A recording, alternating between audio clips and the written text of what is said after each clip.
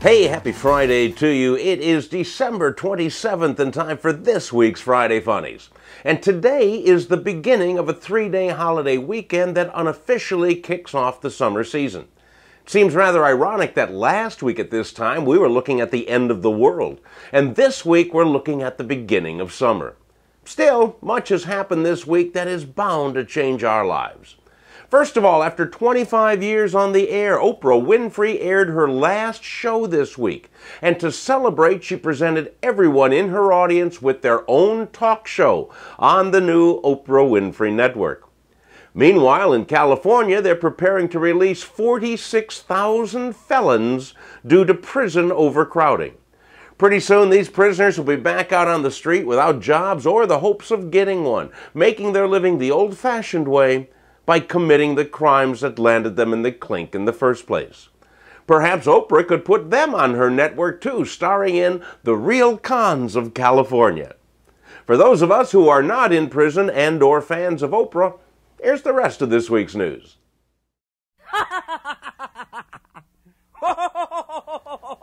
It seems like odd things happen in New Zealand, and I place the blame on the fact that their toilets flush in the opposite direction from ours.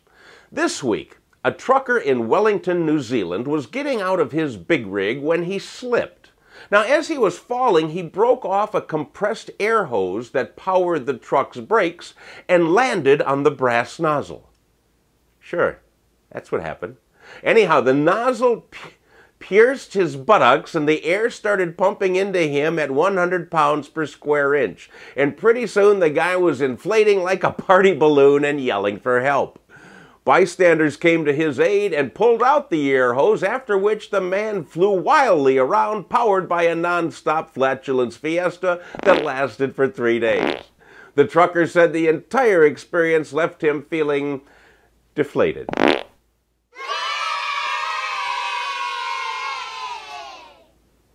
I'm a very suspicious person.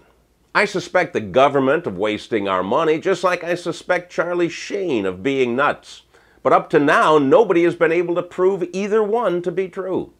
Thank goodness for Senator Tom Coburn from Oklahoma, who this week uncovered the scams and schemes going on by the National Science Foundation, a tax-supported government department. This year, the NSF spent $500,000 to study shrimp placed on tiny little shrimp treadmills. What is this all about? Are we trying to develop a breed of super shrimp to compete in the Olympics? Are we trying to find out if shrimp placed under stress taste better than the more relaxed ones? Personally, I think it must have something to do with cholesterol, because my doctor told me that shrimp are loaded with it.